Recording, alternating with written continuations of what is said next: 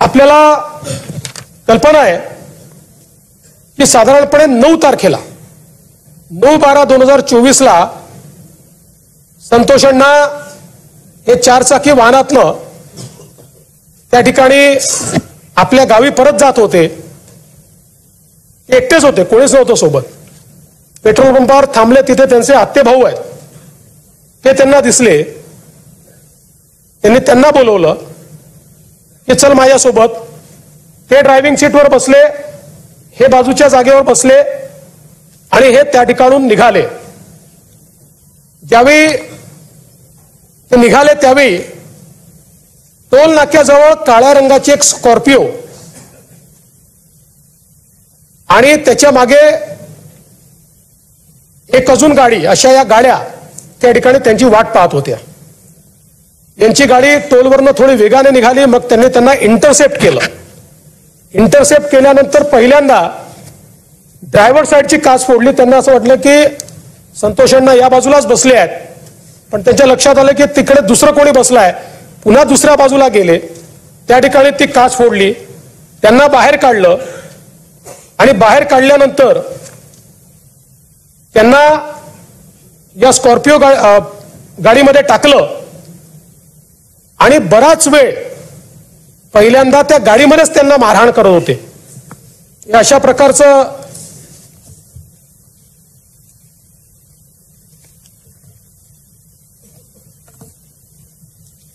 अशा प्रकारच्या तारा होत्या की ज्या तारांच्या अशा त्या गुंडाळून आणि जे पाठीवर सगळे व्रण दिसत आहेत ते याचे व्रण आहेत। याने त्यांना प्रचंड मोठ्या प्रमाणात त्या ठिकाणी मारहाण करण्यात आली।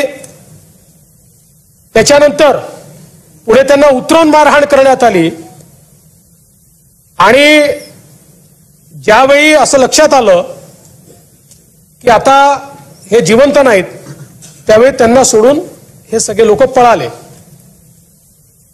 आता या सगळ्या याच्यात सातत्याने सरपंचांचा भाऊ हा घुले यांच्या संपर्कात होता आणि तो घुले त्यांना सारखा सांगायचा 20 मिनिटात सोडतोय, 15 मिनिटात सोडतोय। अशा प्रकारे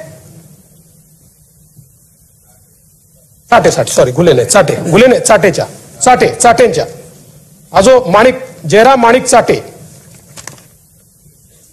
विष्णू महादेव चाटे 45 वर्षीय विष्णू महादेव चाटेच्या संपर्कात होता।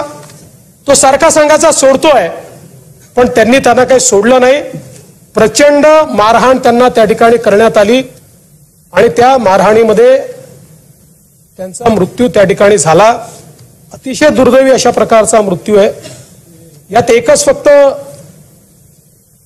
सुरेश अण्णांनी या ठिकाणी जो मुद्दा मांडला, कारण काही गोष्टी या रेकॉर्डवर ठीक असल्या पाहिजे म्हणून सांगतो की हा जो काही मुद्दा समोर आलेला आहे की त्यांचे डोळे वगैरे जाळण्यात आले, ही वस्तुस्थिती नाही आहे। त्यांच्या डोळ्यावर मारण्यात आलेला आहे, पण डोळे जाळण्यात आलेले नाही आहेत। पण जो काही त्यांची हत्या झालेली आहे, अतिशय निगृढ अशा प्रकारची हत्या झालेली आहे। आणि याच वेळी खरं म्हणजे काही प्रश्न उपस्थित झाले की ही 6 तारखेची घटना झाली, या 6 तारखेच्या घटनेवर एट्रॉसिटी हा उशिरा का दाखल करण्यात आला? त्याचं प्रामुख्याने कारण असं होतं की 6 तारखेच्या घटनेची जी फिर्याद आहे, ही फिर्याद प्रोजेक्ट इंजिनियर शिवाजी थोपटेंनी दिली होती आणि त्यावेळी त्यांनी स्वतःला मारहाण कशी झाली या संदर्भातली फिर्याद दिल्यामुळे तिथे अॅट्रॉसिटी अट्रॅक्ट झाला नाही। 4 दिवसांनी ज्यावेळेस त्यांनी ऍडिशनल फिर्याद अमरदीप सोनवणेची दिली, अमरदीप सोनवणे हे मागासवर्गीय असल्यामुळे त्या फिर्यादीवर अॅट्रॉसिटी त्या ठिकाणी लागू करण्यात आली। याच दरम्यान एक अजून वस्तुस्थिती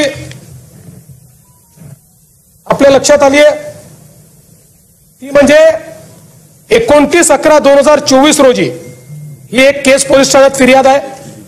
ही ज्या फिर्यादीमध्ये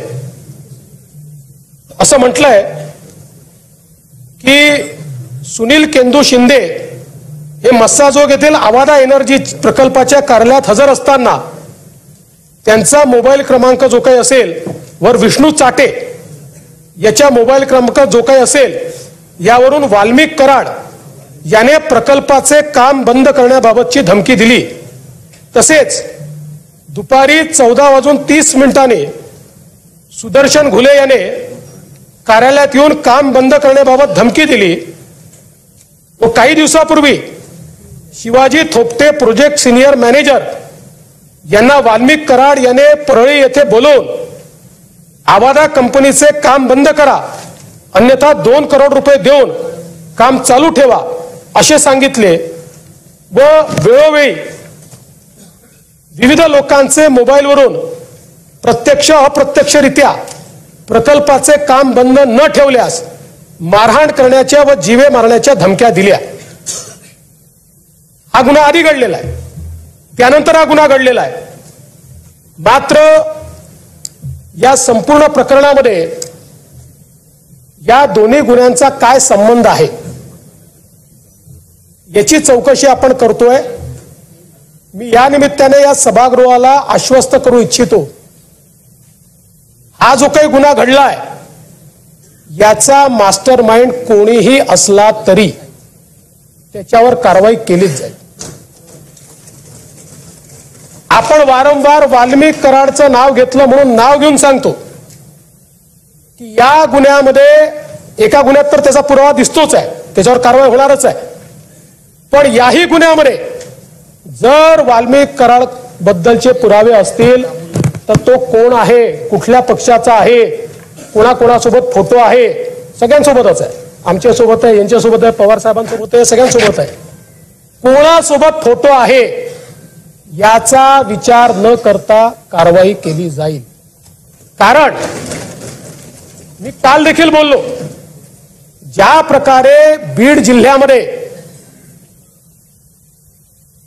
अराजकाचं राज्य तयार करण्याचा प्रयत्न होतोय आणि विशेषतः काही सदस्यांनी सांगितलं, सुरेश अण्णांनी देखील सांगितलं, कोणावर 307 लावायच्या, कोणावर वेगवेगळ्या केसेस लावायच्या।